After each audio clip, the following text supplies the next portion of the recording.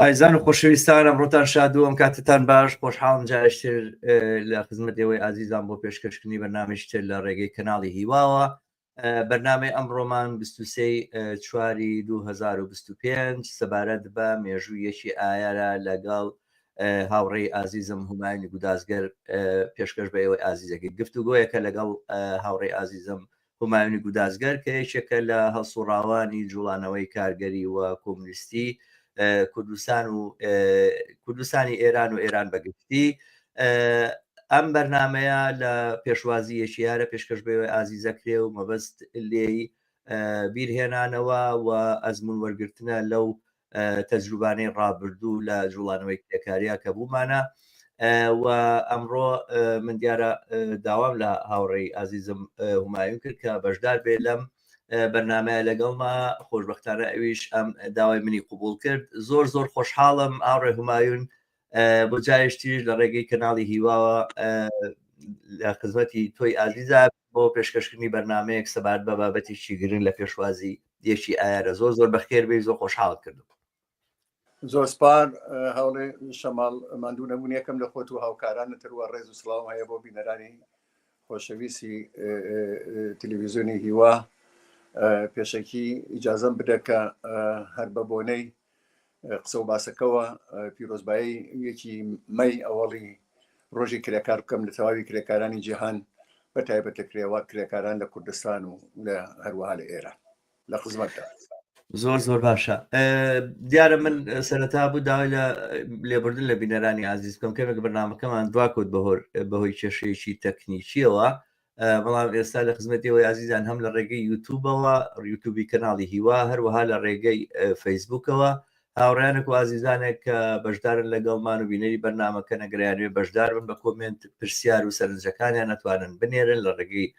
فەیسبوکەوە هەروەها فەیسبوکی خۆم شەماڵ عەلی هەروەها لە ڕێگەی یوتیوبەوە. زۆر سپاس دەکەم هاوڕێ هومایون کە سپاست کرد یاخود سڵاوت نرد بۆ هاوکارانم. بەداخۆم ماوەی هاوکارم نییە، خۆم تاقی تەنیام لەم کەناڵەیە هەموو شتەکانی بەدەست خۆمەوت بۆیە زۆر جاری تر کێشەی هوەری ژێتە پێشەوە تەکنیکی دێت پێشەوە ئاوا بەرنامەکانمان دواکەوێت. هاوڕێیانی ئازیز کۆمنتەکانتان نەگاتە لای ئێمە، زۆر سپاستانەکەین بۆ بینەربوونتان و بۆ ئەوەشی کە لینکی بەرنامەکان لە ڕێگەی سۆشیال میدیاوە پەخش بکەن تا بینەرانێکی زۆرترمان لەگەڵا بن و بە کۆمنت و سەرنجەکانیان و بەشداریان ئێمەش بەرنامەکانمان بە پێستر بکەیت. هاوڕێ من ئەزانم کە مێژوویەکی دوور و درێژە، ئەوە تقریبان 40 ساڵ تێپەڕیەوە کە زیاتر لە 40 ساڵ تێپەڕیەوە کە ئێوە ژیانی ئاساییتان لە کوردستانی ئێرانە نەماوە. نازانم کەیە کە خاچی کوردستانی ئێرانتان بە یەکجاری جێهێشتەوە بزات لەبەرەوەی ماوەیە کە لەگەڵ هێزی پێشمەرگەی کۆمەڵەیە بوون و لە ناوشاری شانەبوو بن لە دەرەوەی شارەوە دیارە چاودێری باردۆخەکەتان کردووە، بەڵام ماوەی 40 ساڵێکە لە شارەکانی کوردستان نین. بەرحاڵ من پێم خۆشە بگەڕێنەوە بۆ ڕۆژگارانەی ڕابردوو و سەرەتاکانی جوڵانەوەی یەکی ئایارمان لە کوردستانی ئێرانە پێ بناسیێنی کەوا ئازانم خۆشی بەشێکە لەو مێژووی کە لە ئێرانە هەیە. بەڵێ هەروایە، بەڵام جیاوازیە لەبین کوردستان و ئێرانە هەیە. ئەویش ئەوەیە کە سنەت و تاریخی یەکی مەی لە ئێرانە ئەگەڕێتەوە بۆ زیاتر لە 100 ساڵەوە پێش، کە ئەوە تاریخێکی ترە و هیوادارم ئەگەر مەجالت هەبێ لە بەرنامەیەکی ترا لە وەختێکی ترا ئەتوانین هەر قسە و باس لەسەر ئەویشە بکەین. لە کوردستان ئەساسەن وە لە ئەسڵدا دوای شۆڕشی 57 بە قەوڵی ئێمە یا 79 میلادی لە واقعا بەردی بناغەی ئەوەڵی مانگی مەی لە ئەو وەختانەوە نرا، بەتایبەت لەو ساڵەی 79 کە ڕژیمی پاشایەتی ڕووخاوە فەزایەکی دموکراتیک ئەبوو وە ئیتر هەر کەسی ئەتوانی قسەی خۆی بکات هەر لە تۆڕە کۆمەڵایەتیەکانەوە بگرا حتا تەشەکولەکان، ژنان، جەوانان و هەروەها تەبەقەی کاریگەر ئەتوانی خۆی بنوێنێت و بڵێ منیش هەم. ئیتر لە ئەو ساڵانە بۆمان دەرکەوت کە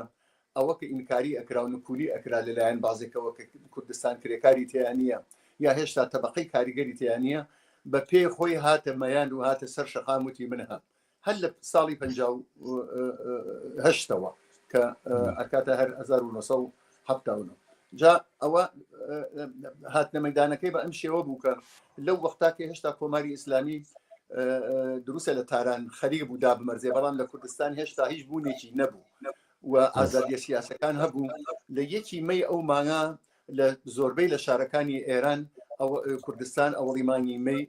بەشکۆ بەڕێچوو. ئەوە هیچ لە تاران و لە باقی شارەکانتر 5 ملیۆن خەڵک بە کرێکار و سەتی سوسیالیستی جامعی ئێرانەوە هاتنەمەیان دوای ئەو دیکتاتۆری. بەڵام لە کوردستانی شەرعینی چت بوو لە شارەکانی مەهاباد، شنۆ، بۆکان، کامیاران، لە هەموو ئەمانە لە ئەو ساڵا کە هێشتا جمهوری ئیسلامی نەبوو ئەوەڵی مانگی مەی بەرگزار کرا. تەنانەت لە شاری سنە هەزاران کەس هاتنەمەیانی ئازادی، ئەویش بە بانگەوازی سندیکای بێکارانی شاری سنە. لە مەهاباد هەروەها کرێکارانێکە کرێکارانی فەسڵی پێڵێن کە ماوەیەکی دیاریکراو لە ساڵا ئیشیان هەیە، ئەوان هاتن لە شوێنێکە پێڵێن خانەی جوانان، لەوێ قەتنامە و بڕیار و داخوازەکانی خۆیان کە زیاتر مەسلەی بیمێ بێکاری بوو بە ئیسلاح ئەوانەیان هەموو مەتراح کرد. هەروەها لە بۆکان، لە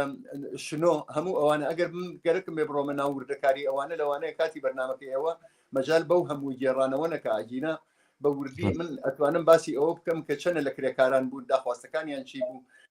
چۆن بەڕێوە چوو، وەکێ ئەمانەی بانگەواز کردو. ئەمانە هەموو بە ئیسلاح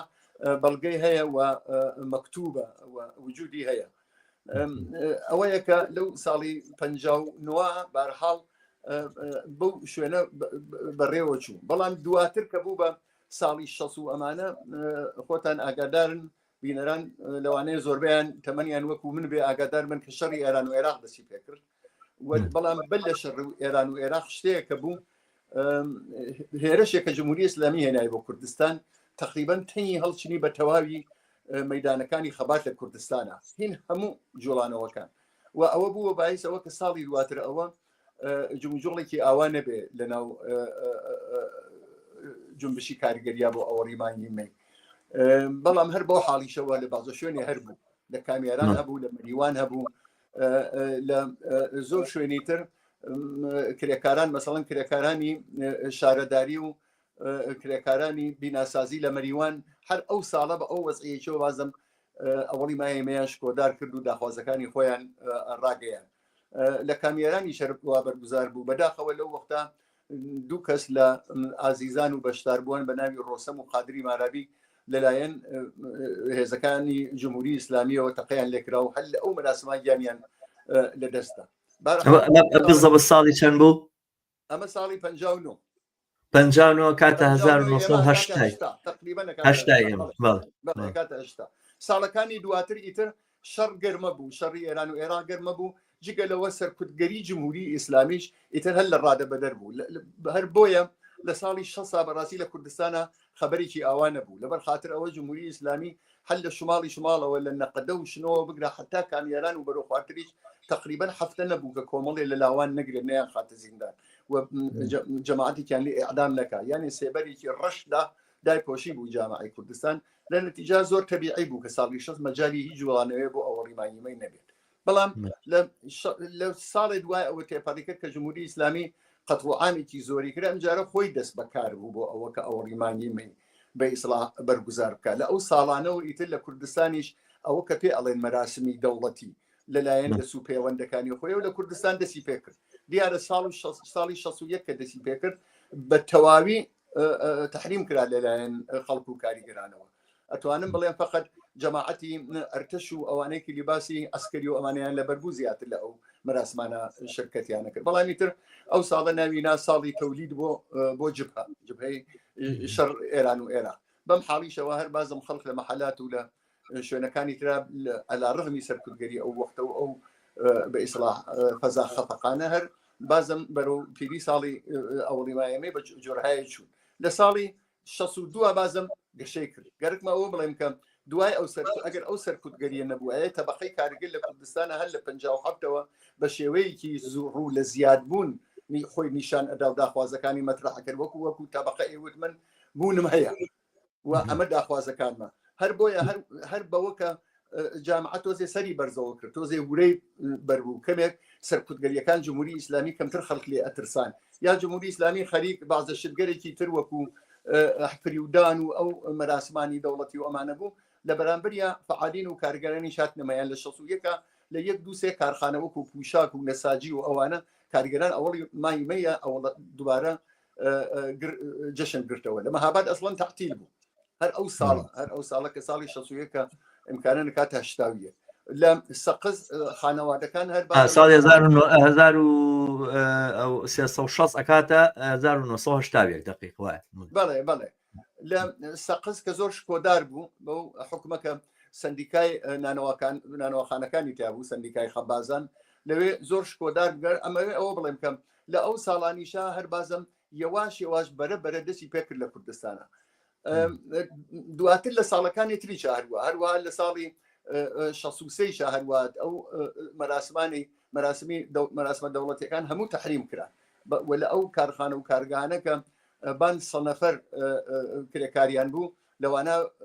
ئەوڕیماییمەی بەڕێوە چوو بەس لێرە دوای 63 ئەگەینە مەقتەعێک لە کوردستانە و بە تایبەت لە شاری سنا ئەڵێن بە تایبەت لە شاری سنا بەو مەعنانی لە شوێنەکان تران نەبووە بەپای ئەو ساڵانەکە لە سنا ئەو مەراسمە شکۆدارانە بوو لە شارەکانی تریچە هەر مەراسم بوو بەڵام ئیتر بە دەلایلێکی زۆر قابلی تەوزیح ئەکرێ بڵێ بۆچی لە سناوە باشکۆه و بە عەزەمەت بوو لە شارەکانی ترا بە جۆرهایەتر بوو لە ساڵی 64 تا 68 کە پێم وابێ ئەکاتە 85 تا 88 میلادی ئەو وەختە بە ئیسلاح نقطە ئەوجی ئەوەڵی مانگی مەی بوو لە کوردستانی ئێرانە بە تایبەت لە ساڵی 64 کە ئیتر تۆزێ خەفەقان و ئەمانە هیچ نەبابوو بەڵکەم فعالینی کاریگەری هاتبوون بە خۆیانە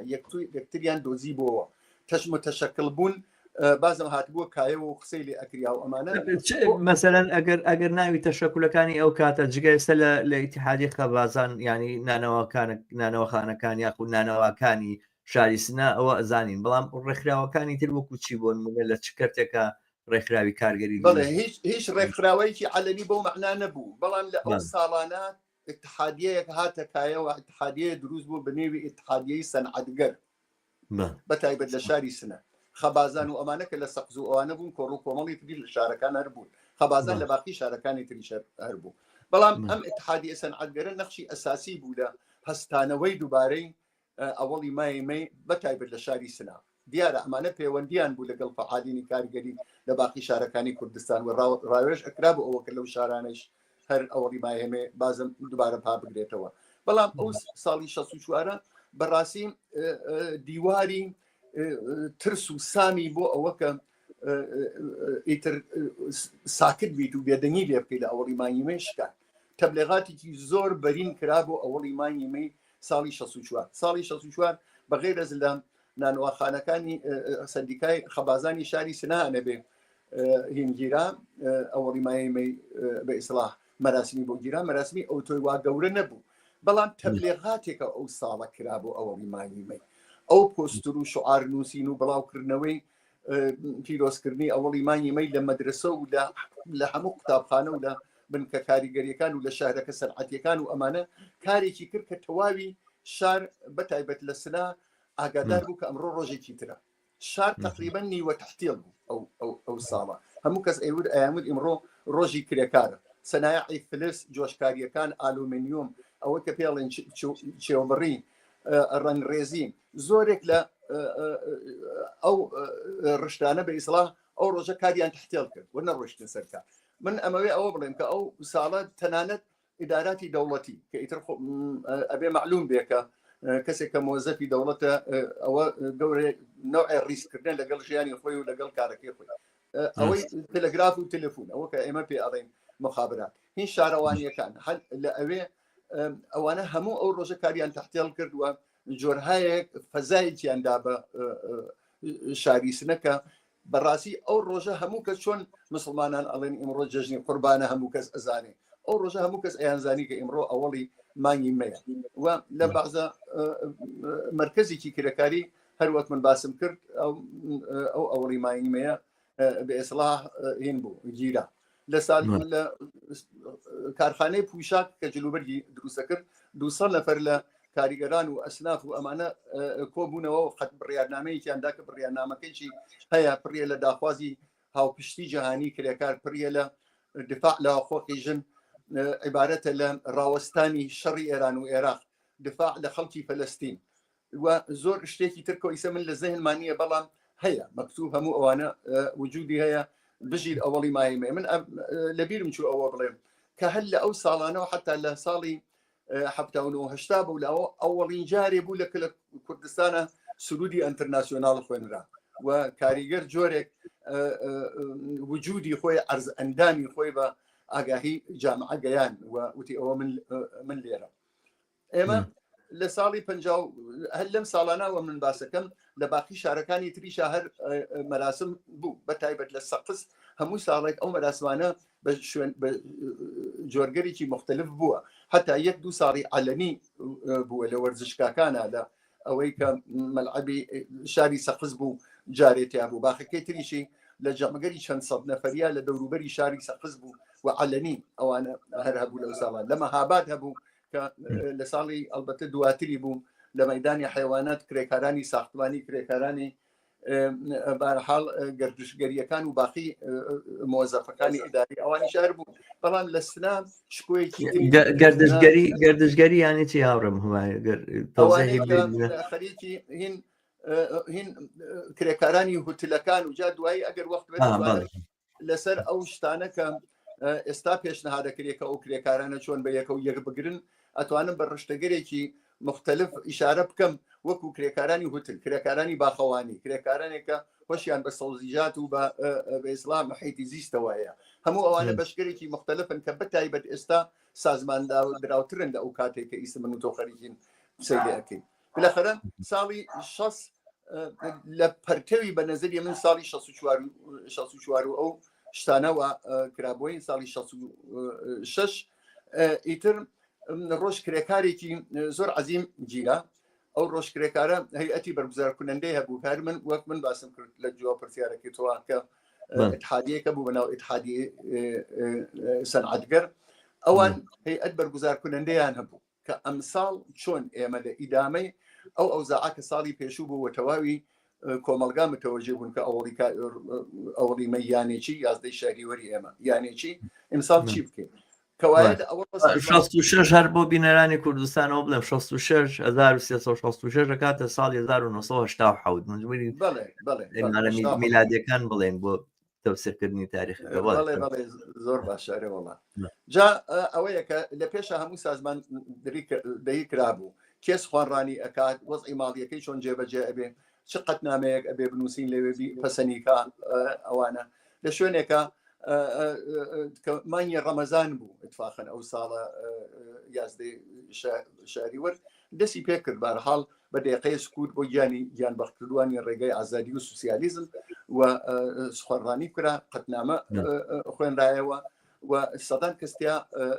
بەشداریان کرد. جگە لە ئەوە لە شوێنێک بوو بەنێو پاساژی عیزەتی، لە شوێنێک بوو بەنێو پاساژی عیزەتی کە بەرگوزار بوو، جگە لە ئەوە خەبازان و ینی نانەوایەکان و لە باقی شوێنەکانی تری شەر خۆیان بۆ خۆیان مەراسمیان هەبوو ئەو ساڵە. ئەوەیش بڵێم کە ئەوەڵ جار ئەم چالاکانە بە ئیدارەی کاری دەوڵەت مراجعیان کرد کە شوێنێکیان لە اختیاردا بنێ بۆ ئەو کە مەراسمەکەیان بگرن. ئەوان ڕەتیان کردەوە وتیان بە هیچ جۆرێک ئێمە خۆمان مەراسمی دەوڵەتیمان هەیە، ئێوە ئەتوانن لەوێ بەشداری بکەن، بەڵام هەر وێستان تا تقریبان ڕۆژی ئەوەڵی مانگی مێ بۆ خۆیان ڕۆشتین ئەو پاساژیان لە واقعا داگیر کرد، پاساژی عەزەتی داگیریان کردووە حدودی 1000 نەفەر لەوێ کۆبوونەوە لە سەعاتی 2 تا 6 لەوێ بەرنامە بوو و بەرنامەی سخۆنڕانی و ئەنوا و ئەقسامی بەرنامەی موزیک و شەعر و سرود خوێندن و ئەمانە. ئەو ساڵە پێم وابێ قەتنامەی پەسەند کریا کە 17 مادەی هەبوو و زۆر بەشکۆوە ئەوانە هین بوو بە ئیسلاح بەرگوزار کرا. بۆ ئاگاداری بیسەران تەنیا ئەو لە شار سنا تەنیا ئەوە نەبوو، لە دانشگای ڕازی شار جەماعەتی ئەو کارەیان کرد، لە جامعەی ڕازی سنا و لە شاهۆ و لە خەبازانی شاهۆ و خەبازان و پوشاکیش ئەوانی شەر ئەو مەراسمەیان لە ئەو ساڵا کرد. هەر ئەو ساڵە بە خیابانەکانە خۆپیشاندانیان کرد وەڕێژە ڕۆیشتن لە شاری سنە و دواتریش لە گەڕەکەەکانی ناو شارە ئاوریان کردەوە و شیرینیان بڵاو کردەوە و جشنیان کرد. ئەمە ئەوە بڵێن کە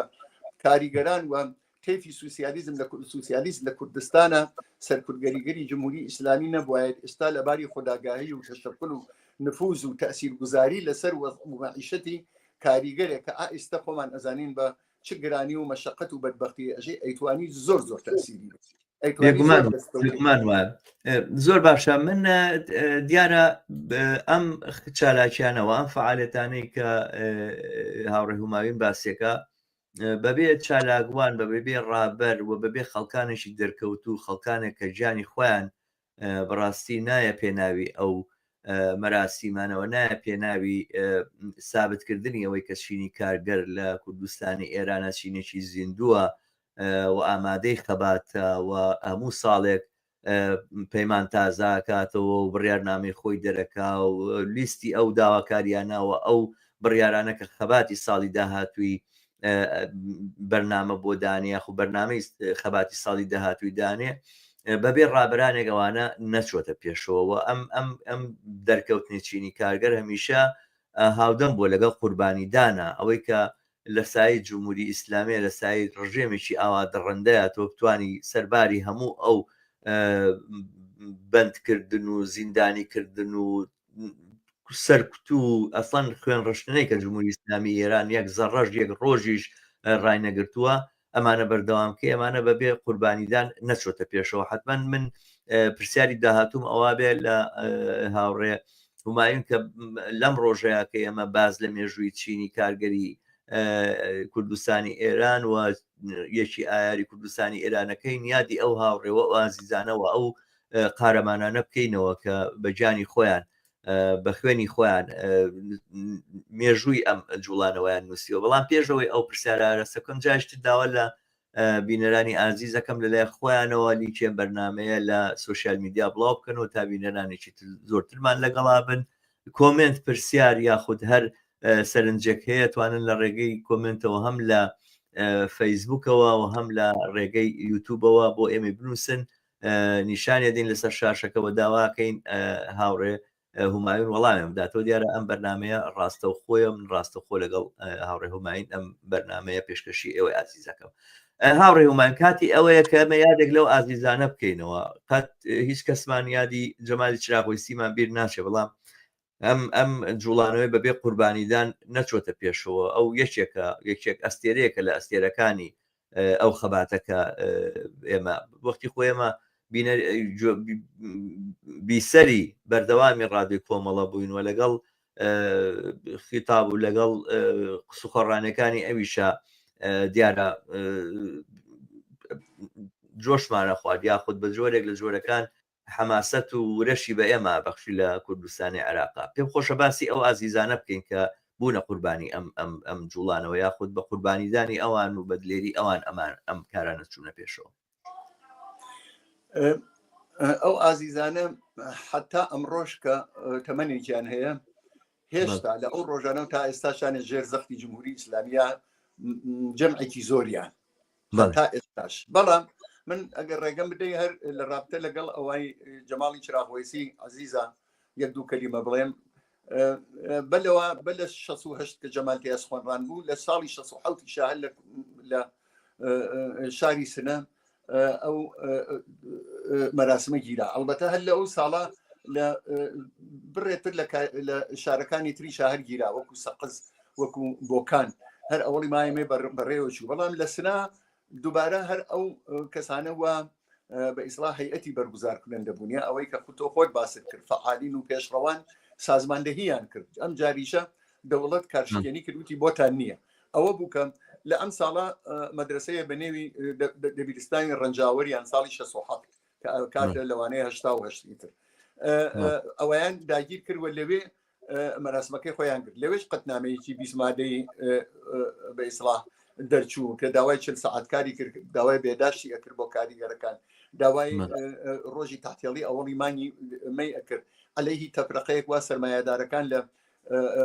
شارەکانی کوردستانە لە بینی کرێکارانە بەهۆی بێکاری و نەبوونیەوە دروستیان کرد بۆ عەلەیهی ئەوە قەتنامەیاندا و ئاوریانە کردەوە لە کێوەکانی دەوروبەری شاری سنەوش سەقز و لە مەهابادی چەروە ئەو ساڵە تا گەیشتی لە مەراسمی 68 کە وەک تۆ خۆشت باست کرد جەمال چراغوەیسی سخوێنڕانی بوو ئەو مەراسمە لە سالۆنی وەرزشی تەختی بەرگوزار بوو کە کرێکارەکان خۆیان گرتیان دووبارە خەڵکێکی زۆر لەوێ بەشداریان کرد جگە لە بەرنامەی جۆرا و جۆر جەماڵیشێکی لە سخوێنڕانەکان بوون جەماڵی چراغوەیسی مۆزەف یا کارمەندی ئیدارەی ئاو بوو لە سنا 25 ساڵ عمری بوو داوای هەمبەستگی کاریگەرانی ئەکرد لە سەراسەر جیهانە تەبلیغی ئەوەیە کرد کە ڕۆژی ئێمە کاریگەران لە سەراسەر دنیا ڕۆژی بەشمەینەتانە ئەو ڕۆژەسە کە لەسەر نەهامەتیەکانی خۆمان لەسەر زەڵم و زۆر و ئستثمارێک وە تەبەخەی سەرمایەدار لێمان ئەکا لە سەر ئەو ڕۆژە قسە بکەین ڕاوتەدبیر بکەین بزانین چۆن لە ژێرێ بینە دەر چۆن ئەتانین هەنگاوێکی تر بنین بەرحاڵ جمهوری ئیسلامی کە لە ئەو چەندین ساڵە نێتوانی بوو بەری ئەم گەشەکردنی ئەو ڕیماهێمەیە بگرێت بەتایبەت لە شاری سنا بۆ چاوترسێنکردنی فعالین و کولەن کاریگەران لە کوردستانە هەر لەوانەیە کە بینەران ئاگادار بن جەماڵی چراغوەیسی دەستگیر کرد و ساڵی دوایی یاڵی ساڵی 69 ئەکاتە لەوانەیە بکاتە ساڵی 9 یا 89 نازانم چی بکات لە ساڵی 69 بەداخەوە زۆر بە دڕندەیی فقط بەجرمی ئەوە کرێکارێک کە لە ئەوڵی مانگی مەیە حدودی 20-25 دقیقە قسەی کردووە لەسەر دەرد و مەینەت و حەقخوازی کرێکار ئیعدامی کرد تەنها لەسەر بەشداریکردن و ڕێکخستنی بەشداریکردنی یەکی ئایار مەراسیمی یەکی ئایارە ئەمە بەرامبەرکێ جمهوری ئیسلامی بوو لەگەڵ ئەوڵی مای مێ و کرێکاران لە کوردستانە ئەو چەند ساڵە دەرەقەویان ناهات نێتوانی بەریان پێ بگرێت ئەوە بووکە ئەوەی کرد دیارە زۆر تەبیعیە دوای ئەوە تا ئەنازەی ئەوڵی مانگیمەکان لە کوردستانە بەرەو خوار چوو لەو وەزعەتی باشکۆهە کە لە 64 تا 68 هەی بوو ئیتر نەبوو لە 69 بەولاوەوە کەوتە بێئسڵاح دەرەوەی شارەکان کە پێڵێن گۆڵگەشت ینی سەیران و ئاعتراس کەوتە ئەوانەوە و جاروباریش و تا ئێستاشی لەگەڵ بێت هەر لە گەڕەکەکان لەنێو زۆربەی لە کارگاکان لە شارە سەنعەتیەکان جاروبار ئەو ڕۆژە هەر بازم ڕێزی لێ ئەگیریە بەڵام ئەوەی کە لە سالونێکا خەڵکی شاردن بکرێت وەکو ئەو دەورانەی شکۆکەی و عەزەمەتەکەی بەداخەوە لەبەر سەرکردگەری جمهوری ئیسلامی بۆیان نەکرا دەیان فعالی کاریگەری لەوانە خرانە زیندان جەمعێکیان ئەوە بوو ئیعدام کران جەمعێکیان مەجبور بوون کە ئاوارەی وڵاتانی تر بن کە ئێستا زۆربیان ئێمە ئەناسین هەر لە ئەم وڵاتانە هەن و ئەوە بوو باعثەوە کە تا ئەنازەیە تعادڵخوایەکی نامناسب چەند ساڵ بەسەر ئەوانە پێش بێت تا ئەم ساڵانەکە دووبارە بازم هەر ئەو ورە خەریکە بەرزە بێتەوە و ئێمە ئومێدەوارین کە تەبەخەی کاریگر لە کوردستانی شاوەکو باخی شوێنەکانی تری جیهان باتەوەجو بە ئەوزاعی کە بەتایبەت کوردستان هەیەی بەرامبەر بە جمهوری ئیسلامی بتوانێت جارێتتر بێتەوە مەیان و دەنگی کاریگەر لە کوردستان و لەو شارانەوە بەرز بێتەوە زۆر باشە من پرسیارێکی ترم هەیە هاوڕێ هوماوین سەبارەت بە ئەو باسی کە ئەکرێ من ئەرەوەنە بڵێم لە ڕاگەاندنی ئەم بەرنمەیە لە یەکێک لە سەفحەکانە کە کەسێکە خۆی بە چەپ و گوایە لایەنگری لە عەدالەتی ژەزانێ کۆمەنتێکی وا بۆ ئێمە نووسی بکەی باوی خەباتی چینایەتی ماوە و ئەم ڕۆژگارە گوزەشت و ئەم قسە و باسانە و لەو بابەتانەش هەنکەڵێن ئەسڵەن چینی کارگەر چی و کوا کارگەر لە کوردستانە وجودی هەیە و لە شووە کامە تا کامە کارخانە و مەعمەلە گەورەکانمانە و کامە بڵین ئەو بڵین شوێنە پیشە سازیانەیە کە بەدەیان هەزار کارگەری تیابێت و چینی کرێکارێکی بەهێزی تیابێتەوە مانە هەموو پێکهاتەیەکی ئایدۆلۆژین و بڵێن دەرهاویشتەی فکری ئەمە ئەوەن وەکو پاشکۆی سیاسەتی حیزبە چەپەکانن و ئەمەیە ئەو شتەی دروست کردووە لەو بابەتەوە تەنانەت ئینکار لە وجودی چینی کارگەرەکەن دیارە لە کوردستانی ئێرانە هەر بە تەنها جمهوری ئیسلامی نیە کە ڕابەرانی کارگەری تیرۆرە کرد و ڕابەرانی کارگەری ئەکوشت و ئازانم حیزبی دیموکراتیش لەو بابەتەوە دەستی خۆی وەشانووە و دەستی خۆی بینی و ئەوانیشن کە ئینکاری وجودی چینی کارگەرەکان من پێم خۆشە کۆمنتی تۆم لەسەر ئەم قسەیە گوێ لێوێ کە چینی کرێکار یا چینی کارگەر لە کوردستانە وجودی نییە ئەمە تەنها دەرهاویشتەی فکر و ئایدۆلۆژیای کۆمونیستەکان چەپەکانە. بڵێ ئەزین چۆنە زۆر ڕەحەتە هەر ئەو بەڕێزە یا بەڕێزانە بێنە مەدانەوە وا منێژی دوو ڕێگەیکی ئەوەیە کە لەباری سیاسی و دنیا چۆنە بینی لەمەی لێگەڕی حتمما لەگەڵیان اختلافمانەیە من پێم وابێ هۆی سەرێکیەکەی ئەم قسە و باسەهی ئەوەیە کە اختلافی سیاسیان لە من هەیە ئەگەرنا ڕێگەیکی تری هەیە ڕێگەکەیکی جامعە شناسانەیە تازە من ئەڵێم جامعە شناسانیانی ئەوە نە لە دەمی منەوە ببیسێ کە کوردستانی ئێران نزیکی 1 ملیۆن کاریگەری هەیە طبعاً بە عایلەکانیانەوە تێگەشتی نە لە منی ببیسێ بڕۆتە لە ڕۆژنامەکانی جمهوری ئیسلامی لە ڕۆژنامەی کار و ئیلنا ئارشیویان هەیە طبعاً و من دیومە بە دەیانجا بڕۆ تماشاکە بزانە ئەڵێت هێشتا ئێستاش ئەلا ڕغمی پێشڕەفتی تکنیک و ئەم زۆرە دەستاوەردانە کە بەشەریەت هەیەی جامعەی ئێران ئەکسەریەتی کاریگەرە یا ناڵێت یعنی ئەمەوێ ئەوە بڵێم کە لەباری کۆمەڵایەتی و ئەمە تحقیقە ئیدعا و تەبلیغات نیە من بڵێم وایە ئەو بڵێ وانە بێ بڕۆ ئەوە بکات لە کوردستانە نزیکەی 1 ملیۆن جز و تەبقەی کاریگەرن لە کوردستانی ئێران من خەبەری شوێنەکانی ترم نییە و ئەمە مەدرکە ئەمە ئیدعا نیە بەڵام ئەوەی کە هەڵگەڕێتەوە سەر ئەمانە زیاتر ئەچێت ئەم ئیدعانەی کە ئەوانە ئەو کەسانە ئیکەن ئەچێتە خانەی اختلافی سیاسیەوە کە ئێوە شوێنی چی کەوتون کە کاریگەر ئەبێت دەسەڵاتی بێت ئەبێ پارلەمان نەبێت شۆرا بێت ئەبێ خەڵک دەسەڵات با فڵان وەزیر لاچێت ئەو دانەکە بێتە سەرکار ئەبێ خەڵک بڕیار بدات ئەو بوجە بۆ ئەوە تەرخان بکرێت مەجلسی کوردستانی داهاتوی ئێران نەیکات ئەمە ئەچێتە خانەی اختلافی سیاسیانەوە ئەگەرنا شوێن کەوتن و سابتکردنی کە هێشتا چینی کرێکارێکی بە قودرەت هەیە کە ئەگەر دەست لە کار هەڵگرێت تواو دنیا فەلەج ئەبێ ئەمە واقعیەتێکە هەر وەکو دەورانی مارکس و لێنینی ڕۆژ بەس یەک شتری هەیە ئێمە بەرامبەر بە بورژوازی تووشی پرژ و بڵاوی بووین لەوانەیە ئەو کەسە ڕاست بکات کوردستان کارخانەیەتیان نەبێت 2000 نەفەریتیان بێت 5000 نەفەریتیان بێت بەڵام حدودی 5 تا 6000 کارگای تایە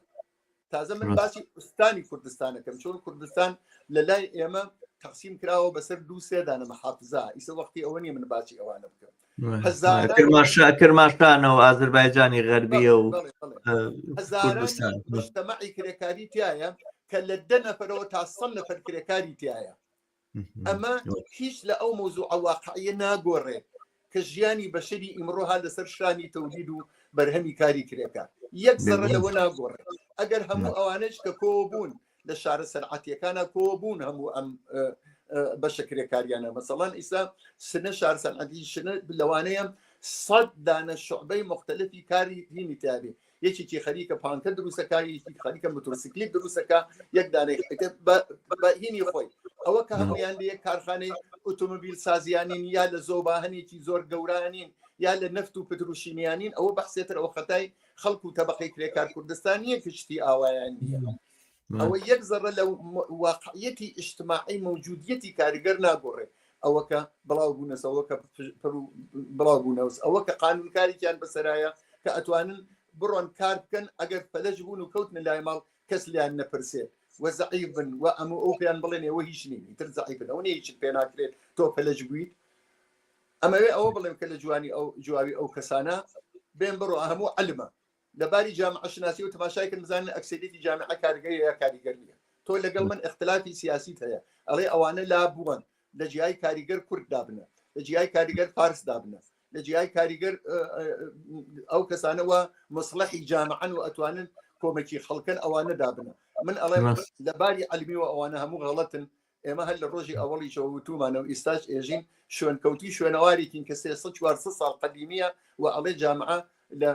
جامعی ئیمڕۆ سەرمایەداریە کاریگەر و سەرمایەدار قسەی آخر ئەکەن کێ بناوەیە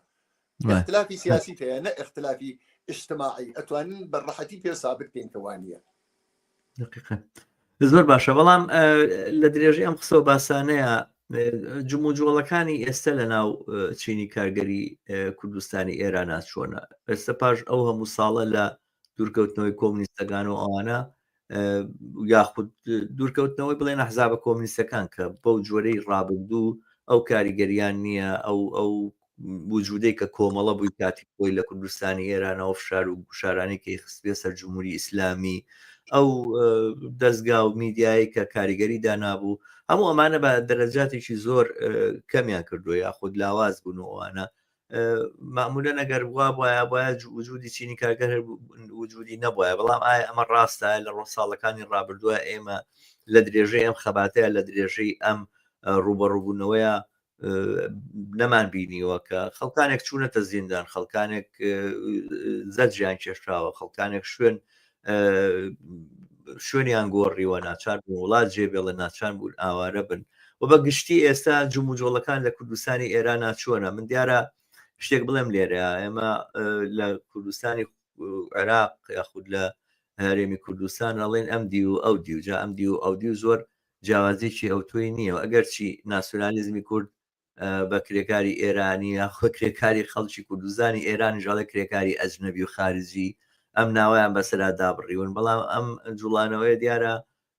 نزیکاتێکی زۆر زۆری لەگەڵ یەکترا هەیە و ئەم دەرس و تەجروبانەی کە ئێمە ئەمانە حقیقەتێک هەیە ینی ئێمە ئەزمموی شورایی نەبووە ئەم ڕۆژانە یەکێک لە لێکۆڵەرەکان مجموعی پرسیاری بۆ نردویان مجموعی پرسیاری لێکردم لەسەر جوڵانەوەی شورایی لە کوردستانی عێراقاوتی کاریگەری ئێران چۆن بۆ بەسەرتان و یاخود کۆمەڵەوەوانم کاریگەری جوڵانەوەی شورایی لە کوردستانی ئێرانە بە پردی کۆمەڵەیە بۆ ئێمە نەقڵ بوو گەیژوە جوڵانەوەی شورایی لە کوردستانی عێراقیشە بە جۆرە لە جۆرەکانی دامەدانی ئەو مێژووە بوو مەبەستمەوەی ئەم تێکەڵیە لە نێوان ئێمەیا هەیە و باسکردن لە جوڵانەوەی کارگەری لە کوردستانی ئێرانە مەسلەیەکە بۆ ئێمە بۆ خەڵکێکە لە زیارە بەشی زۆری بینەرانی ئەم بەرنمەی ئێمە لە کوردستانی عێراقن ئەو دلیلاڵێم کە ئەمە باسکردن لەسەر ئەم جوڵانەوەی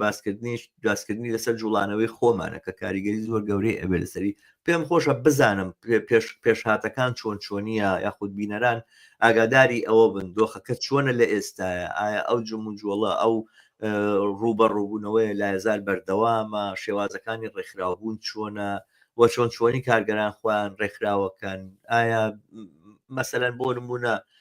کۆڵبەران کە بە بڕوای من بەشێکن لە چینی کارگەری کوردستانی ئێران کە بە دۆخی نالەباری ژیانیان وای لێکردوون ئەم جۆرە پیشەیە هەڵبژێرن و بێ بەکاریان و بێ بە ژیانیان چۆن چۆنیە ئایا ئەم دۆخەمان بۆ وەسفکە هاوڕێ بەڵێ ئێمە چون بەرنامەکەت لەسەر ئەوڵی یەکی ئەیار بوو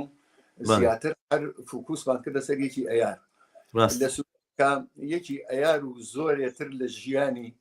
کاریگەر و بەشەری ئەمڕۆی جامعی ئێران تاتی تاسیری شرایەتێکی اجتماعی اقتصادی مەعیشەتیە کە جمهوری ئیسلامی بەسەریادای سەپانەوە پێم وابێ کەم کەس هەیە تەنانەت لە ئەو کەسانەی کە بە قەڵی خۆت لەم دی و ژیان ئەەکەن نەزانێت کە وەزعی جامعی ئێران لەباری گرانی و فەقر و فەلاقەت و مەعیشەتەوە چەنە دەردناکە چەنە خراپە لەوانەیە کەم کەس ئێستا ئیتر لە ئەم دیوەوە خۆی بکوژێ لەبەر خاطر ئەوە کە نانی نییە بیخاتە سەر سپرێ مناڵەکانی لەوانەیە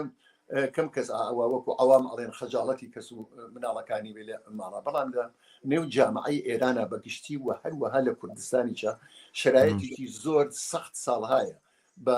سەر خەڵکی کرێکار و زەحمەتکێشە داسەپاوە جاری وا هەیە وەکو معجزە وایە نازانی ئەو خەڵکە چۆن ژیان ئەەکەن وەختێ تماشای ئەوە ئەەکەی کە کیلۆیە پەتاتە بەچەنە کیلۆیە برنج بەچەنە گۆشت هەر قسەی مەکە نازانم ماڵی کاریگەر و زەحمەتکێش و حتا نیوەی ئەو کۆمەڵگا بتوانن لە هەفتا یەک جار بیبینن و بێتە سەر مەتبەخیان و ئاشپەزخانیان کەوایە وەختی ئەو شرایطە ئەبینی ئەو زاو ئەحواڵی کە ئەیبینیت کە لەباری مەشەقەتەوە داسەپاوە بەسەر خەڵکە تەبیعەتەن ئەمە کاریگەری ئەکاتە سەر وەزعیەتی چالاکانی سیاسی هی خەڵک هی ئەوەڵی مانیمەی هین هەموو شتێ ینی دژمنێکی گەورە وەکو فەقر و گرانی ئێستا کاریگەر و تەبەقەی کاریگەری بەخۆیەوە سەرگەرم کردووە و لەوانەیە کە زۆر وەخت مەجای زۆر کاری نەبێت ئەوە ڕاستە ئێستا بگیر و بەبەندی جمهوری ئیسلامی هەڕۆشە و کوشتن و زیندانیکردن و ئەمانەی ئێستا وەکو جاران کارایی نەماوە خەڵک وەکو جاران چاوەتەسێنی هەرچەند ئێستاش لەم ڕۆژانەوە کە ئێستا بەرەو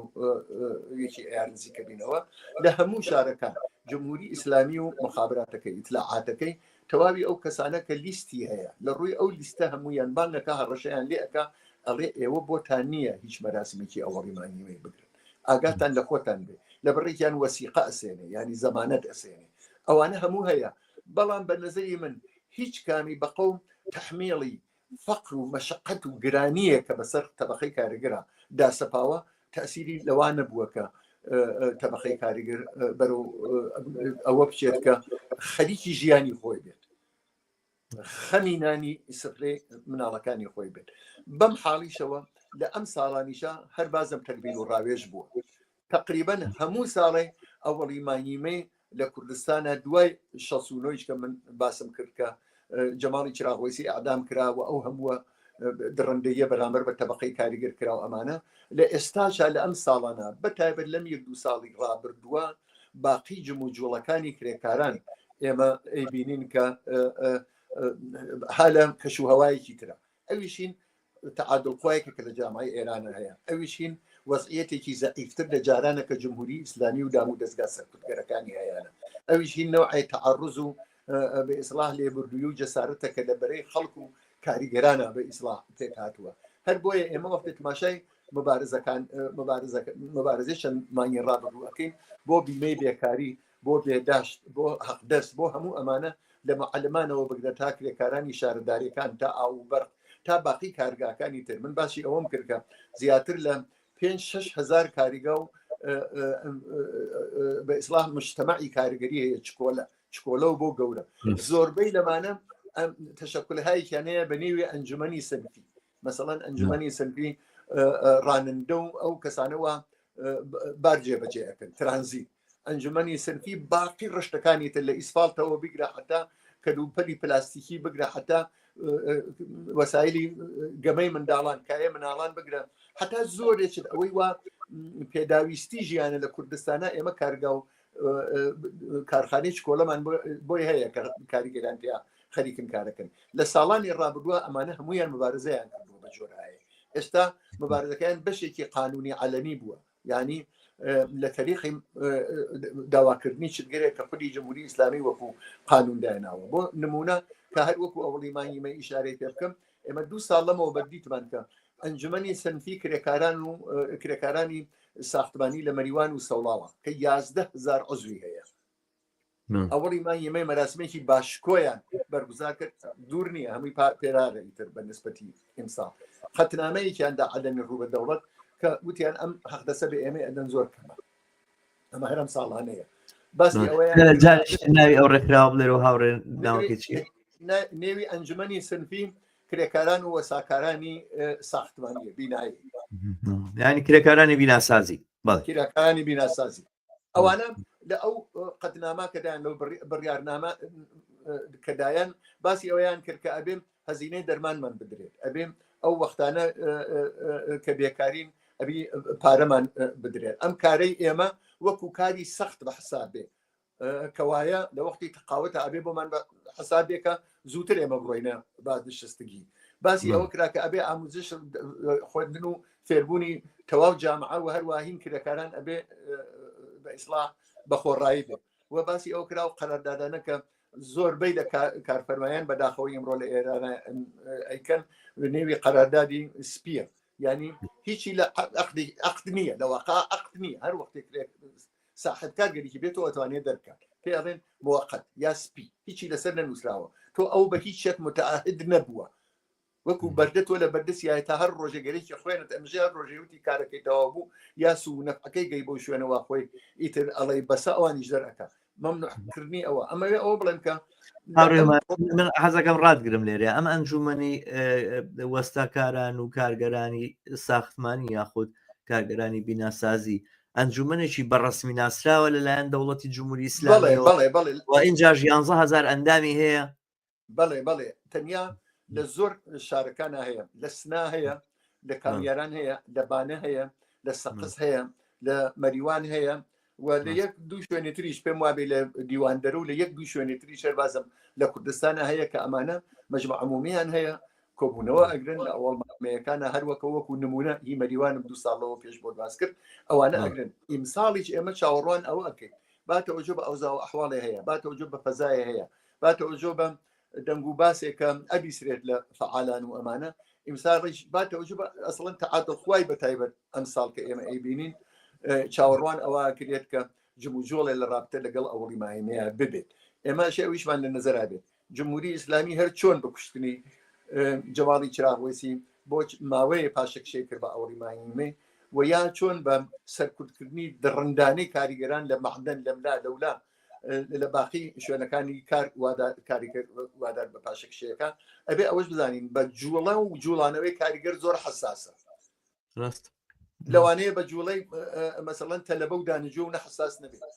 ئەو جوڵانەوەی کارگەری لە کوردستانی ژەمە تەمان دوو بەرابەر کوردستانیش باتەوەجو بە سابقەیەکەیەتی باتەوەجو بەوە کە کوردستان باتەوەجو بە وەزعیەتێک کە بوویەتی باتەوەجو بەوە کە چەپتیا دەستی باڵای بووە وتوانیە ئەو تووە بچێنێ کە تا ئێستاش نەسڵەکانی دواتری شەر هێشتا ئاوە حڕ و جەسوور و ئازاد باراتون و دیارە کۆمەلگا فەرقی کردووە لەگەڵ 60 ساڵ لەمەوبەر ئەسن نوعی توقع نوعی ئازادی خوازی نوعی توقعی تماشای دنیای خۆی دنیای تر ئەکات دنیای پێشکەوتوو ئەکات لەوە کەمتر ڕازی نابێت لە نەتیجا هەموو ئەمانەکە ئەنیتە بانیەکەوە ئەمڕۆ انتظار لە ئەوە کە جوڵانەوە کرێکاریەکان و حتا ئەوڵی مانگیمەی بە ئیسڵای یواشیوا سەربەرزەوەکاوە شکۆیەکی تری هەبێ ئێمە انتظارمان هەیە و ئێمە هەم وەکو ئەحزاب هەم وەکو باقی تەشکڵەکانی تر دیارە لە یەک مانگ لەمەوە بەرەوە خەریکی تەبلیغات و بە هەر شێوە گەرێ تریش کە بۆمان ئەکرێت دەست بەکاری ئەوەی باشە دەستان خۆش بەڵام بێزگە لەو ڕێکخراوە پێما ڕێکخراوی مامۆستایانیش لە کوردستانی ئێران فعال و چالاکە ئیتیحادی خەبازان و ئەزانم نازانم بەهۆی گرتنی محمود ساڵحیەوە کە بەشێک بوو لەو ئیتیحادیە کەمێک ئێستا هەواڵ وشتی نابیستم پێم خۆشە سەبارەت بەوانەش ئەگەر زانیاری زۆرترمان هەبێت بەڵێ خەبازان هەر هەیە دروستە ئەو بەڕێزی وەزعیەتی ئیسا ئاوایە بەڵام هەر وجودی هەیە وەکو تەشەکڵ هیچنە هەر وجودی هەیە وەکو تەشەکڵ لە شوێنەکانی تریش هەن وەکو تەشەکڵ وجودی هەیە و حەقخوازی ئەوان هەمیشە وجود هەیە بەداخەوە من پێم وابێ لە میدیای کوردیا بەتایبەت لە جریاناتی کوردستانی ئێرانە دیارە من منزور من جریاناتی چەپە ئەگینا حزابی ناسیۆنالیست خۆ کاریان بەوە نییە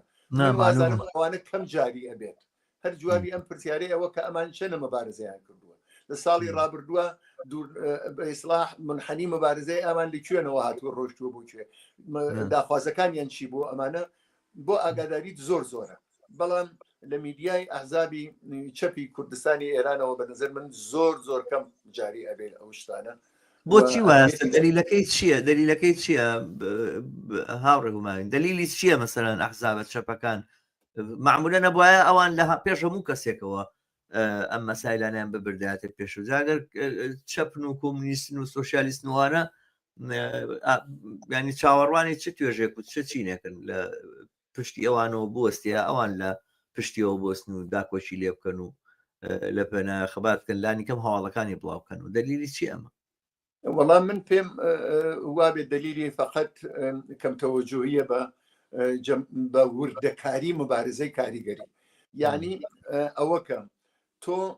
ئەشێ بەرەوپیری ئەو جوڵانەوە و سوخت و سازەوە لە نێو کاریگەرانە بچیت نە ئەو بێ بەرەوپیری تۆ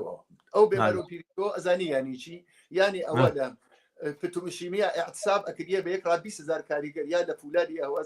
چەند 10,000 کاریگەر ئەم جارە ئێمە بۆمان مهم بێ بڵێ ئاها کارگەر هەیە با بڕۆین لەسەری قسە بکەین و بزانین چی باسە لە سوورەتێکە لە ژیانی ڕۆژمەڕە و عادی کاریگەریە لە هەموو خون و خوشبنێکی ئەو کاتەمەی بۆ چی و کاتام و دنیا باسێکە بیBCش باسێکە ئینتەرناسیۆنال باسێکە کۆمونیستی بۆ چیە و کاتە کارگەر کۆمونیستی بۆ چیە و لە لەحزە بە لەحزەی چکۆلەترین کارگاوە بگرێت لە فڵان منتەقەی پەرت و دوورکەوتوی ئەو وڵاتە لە کوردستانە مبارزەی کارگەر وە سەرشاخبوونی کاریگەر لەگەڵ کارفەرما بۆ ئەو وەزعی ژیانی خۆی باشکە هەیە بەڵام بەداخەوە بە نظر من ئێمە ئەو جۆرە بە جوزئیاتەکەی بە ئیسلاح هینمان نەکردووە ئاهمیەتمان نەداوە و ئەم کارەمان نەکردی یەکێک لە بە نظر من کلێنە گەورەکانی چەپ و کۆمونیست لە کوردستانە من نظرم وایە ئەوەیە ئایسە چۆن من بە وردی باسی ئەوەڵی مانگیمەیەم بۆت کرد لەوانەیە هەر بەو وردیە نەتوانم باسی تاریخی مبارزاتی 40 ساڵی تەبەقەی کارگەر لە کوردستان بۆ بکەم ئەبێ خۆمی بۆمان وکەم بڕۆم ئۆتۆماتیک نەبوو لە سوێتەکە ئەوەی کەوا لە مەودی ئەوڵی مایمەوە هەمە ئۆتۆماتیکەمە ئەوە تا لە سینەما و ئەزانم و هەموو کەسی چێتوانم باس بکەم کەوایە هەر لێرەوە من بەوە ئقرار ئەەکەم کە ئەوە یەکێک لە کەم و کوڕە مهمەکانی ئێمەیە وەکو بە ئیسڵا سەفی چەپ و کۆمونیست لە کوردستانی ئێران بەرحاڵ هەم ئەوە هەمە جوڵانەوەیە کە لە ناو کارخانەکان و لە شوێنی کارەکانە هەیە لە بەرامبەر خاوەن کارەکان و لە بەرامبەر دەوڵەت تا بە ڕسمی ناسینی ئەگەر هاوارێکە ئەگەر ئیمزا کۆکردنەوەیەکە ئەگەر دەنگە دەنگێکە ئەگەر سوزانم هەر شێوازێک لەوانەیە کە پێڵێن ڕووداوەکانی کارکە دێتە پێشەوە ئەوانە هەموو بایەخپێدانیان گرنگە لە شوێنەکانی کارە بەڵام لە شوێنەکانی ژیانیشە چینی کارگەر خۆ کە لە کارخانە هاتەوە چۆ بۆ ماڵەوە لە ماڵەکەی خۆیان ژیا و لە گەڕەکەی خۆیان ژیا و دراوسەکانی هەمووی کارگەرن خۆ نەبوو بە بۆش وردە بۆ ژوازی لەوێش هەر کارگەرە لەوێش هەر دەستە و یەخەیە لەگەڵ فەقر و فەلاکەت و لەگەڵ برسێتی و لەگەڵ نەبوونیە لەوێش شایە هەر وەختێک کە موسیبەتێک دێتە پێشەوە هاوکاریکردنی دەر و دراوسێ و خزم و کەس و ئەوانە ئەتوانێت کۆمەکشێ بکات و ئەو شتێکە لە ئەوروپا بۆ نمونە سۆشیالە و پاراستنی دەوڵەتە و حکوومەتە بۆ خەڵکو ئەوانە لە ڕێگای هاوکاری و پشتیەکگرتن و هەرەوەزی لێوان خەڵک ئەنجامەدێ لەوێشە بەڕای من وجودی کۆمونیزم و وجودی چەپ و وجودی ئەو جوڵانەوانەی کە خۆیان بە خاوەنی ئەم جوڵانەوەی و ئەم حرەکەتە ئازانن زەرورەوە پێشڕەویان بۆ ئەو جوڵانەوەی زەرورە بەرحاڵ بە ئومێدی ئەوەی یەشی ئارەکان و ئەم جۆرە باسانە ئێمە بخاتە سەرەوەی کە زۆرتر و دەقیقتر لەسەر ئەم بابەتانە قسە بکەین و تەنها قسە و باسی یەشی یاری ئێمە نەبێ بیرمان بێت لە ڕۆژەکانی تریشە دوای یەکی ئایا کەسینی کارگەر هەر لە ئازال لە ڕنج و مەینەتە لە ئازال لە خەباتایەوە لە خەباتی نەفساوی کۆتایی ناکاوە درێژەی پێدا ئێمەش لەوێ بوونمان ببێ من زۆر سپاس دەکەم بۆم بەرنامە پێم خۆشە بە دواوتەی تۆ بەرنامەکە کۆتایی پێبێنم مەرحاڵ وێ ڕای تۆ منیش پیرۆزبایی یەکی ئایا لە سەررجەم کارگەرانی کوردستانی ئەو دی و ئەم دیویژەکەم کە بیستەری ئەم بەرنمەیەن بە ئومێدی ئەوەی یەکی یارێکی شکۆدارمان هەبێت لەم دی و لەو دی و بە ئومێدی ئەوەی کە ساڵی داهاتوومان ساڵی خەباتێکی فراوانتر و کاریگەرتر و بەبەرهەمتر بێت منی شەر بانگەوازم ئەوەیە بۆ تەواوی ئازیزان بۆ تەواوی فعادینی کاریگەری و ڕابەرانی کاریگەری دیارە ئێمە لێرە لە دوورەوە ناتوانین هیچ تەسمیمێکیان بۆ بگرین یا هیچ ئەرێونەرەیەکیان بۆ بڵین ئەوان خۆیان لە جەرگەی ئەو خەباتە باشتر لە ئێمە ئازانن کە هەنگاوی دوایی چییە یەکشت هەیە ئەویش لەم ئەوزاها هەستیاراکە ناوچەکەیەتی وە بە تایبەت ئێرانەیەتی وەکو جاری هەزارم بۆمان دەرکەوت فقط ئێمە خەڵکی کاریگەر و زەحمەتکێش لەسەر پێ خۆمان بەهێزی خۆمان و قدرەتی خۆمان ئەتوانین خۆمان نەجات بین ئەتوانین وەزئی ژیانی خۆمان و مناڵمان بە ئیسڵام باشتر بکەین ئەتوانین عەلەیهی جمهوری ئیسلامی و نابردنی ئەم سێبەرە ڕەشە 45 ساڵە لەسەر ژیانی مەدەنیەتی جامعەی ئێران بە ئیسڵام نەخشمان تێبێت نە ئەمریکا نە هیچ دەوڵەتێکی دەرەکی تر بە خۆشبەختانە ئەو خوداگاهیە لە نێو جامعەی ئێران و هەروەها لە کوردستانە بە نەزەر من تەنانەت زۆرتر ئێستا هەیە کە ئیتکا لەسەر خۆ و دەست لە ناو دەست یەکنان متحد بوون و دروستکردنی ڕێکخراوە بە تایبەت لە نێو تەبەقەی کاریگەرە ئەو هەڵقە ئەسمیەیە کە ئەتوانێت زامنی پێشڕەوی ئێمە بێت نەتەنیا بۆ ئەوە دیمانیمەی شکۆداری ئیمساڵ بەڵکە بۆ بەدیهێنانی زۆرێک لە ئاوات و خواستەکانمان زۆر باشە دووبارە سپاس دەکەم هاوڕێ هوماینی خۆشەویست دەستت خۆش بێ مادوم کردی ئەزانم کاری ترت هەیە لەبەرەوە زۆرتر نامانێ بەرنمەکە لەمە درێژتر بێ بەومێدی ئەوەی بینەرانی عزیز مالیکی بەرنمەکانمان بڵاو بکەنەوە گە تا ئێستا نەشتان کردووە کەناڵی هیوا لەسەر یوتیوب سەبسکرایب بکەن بە دۆست و ئاشنایانی خۆتانی بناسێنن دووبارە زۆر سپاس هاوڕێ هوماین بۆ ئومێدی ئەوەی لە بەرنامەی تر و لە دیداری ترە جاریشتر لە خزمەتی ئەوابی زۆر سپاس خۆشت بانۆ نەبی هەربژیت بەڵێ ئازیزان و خۆشەویستان بەم جۆرە دێنە کۆتایی ئەم بەرنمەیەمان ئەم جارەش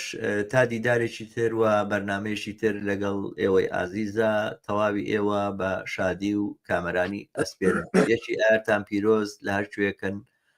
ڕۆژتان یا خود شەوتان شاد